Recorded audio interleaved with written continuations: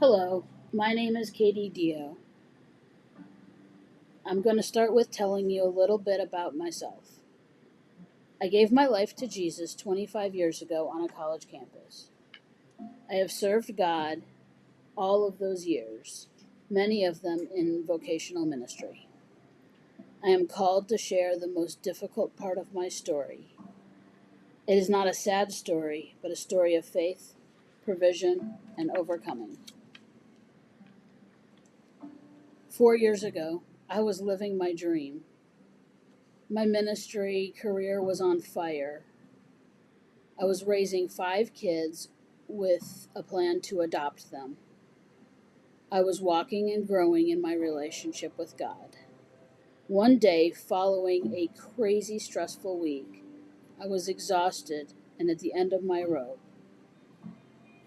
and at a public park with my 5 foster kids. I had a bad mom moment where I did not act in a way that I'm proud of. Somebody from a distance recorded a video less than 20 seconds long, taken out of context with no sound. It made me look really bad, and it made me look like I was hurting one of the kids. We pulled it together. We had a good day with the kids. That night, after everyone was in bed, a police officer shows up at my house. He won't tell me what's going on or why he's there, but he insists on checking the kids for bruises. He left, finding nothing. I called the social worker, as I'm required to if police are in my home. Out of precaution, Children's Services took the kids out of my house, and I've never seen them since. In the weeks and months to follow, through an advertisement in the mail, I found out there was a warrant for my arrest. The court system where this incident took place was experiencing a crackdown on minor crime in order to reduce repeat offenders. The prosecutor wanted jail time. I had no choice but to plea to a different charge and served years in probation. Because of this incident, I lost my house. I lost my ordination.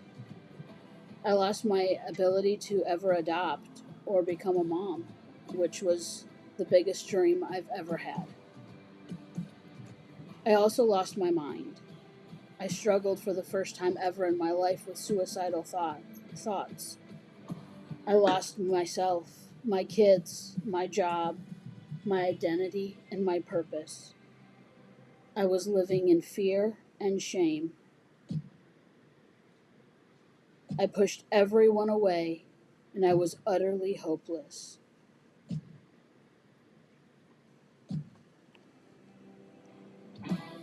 What I did have was parents who loved me,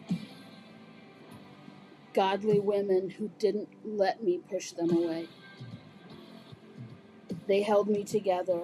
They reminded me of God's promises, and they stood with me in the pain. I also had a strong and very real relationship with Jesus. I was mad at him, but he's big enough to take that. It has been a slow and painful path to recovery. I didn't know what, why, or when, but I knew who had me.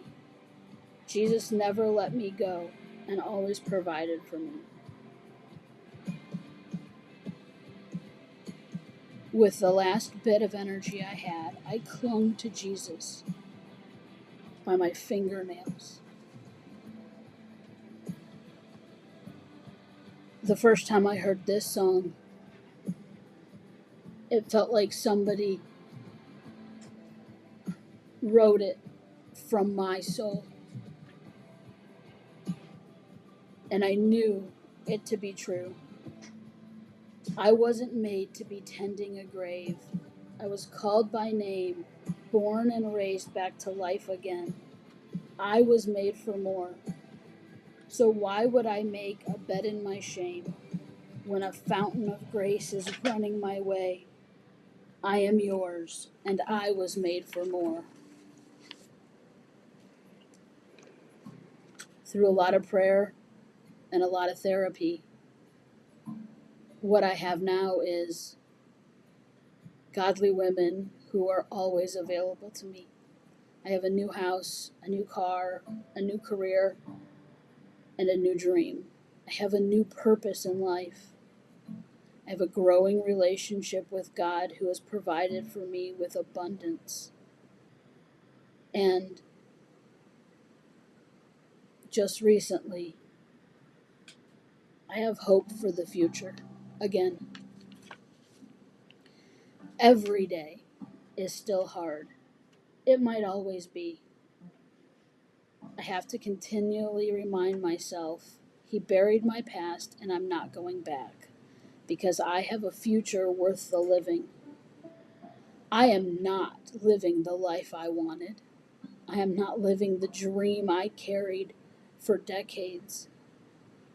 But I am living a life that honors and obeys God. 1 John 5 says, that makes me an overcomer. Thank you for listening to my story.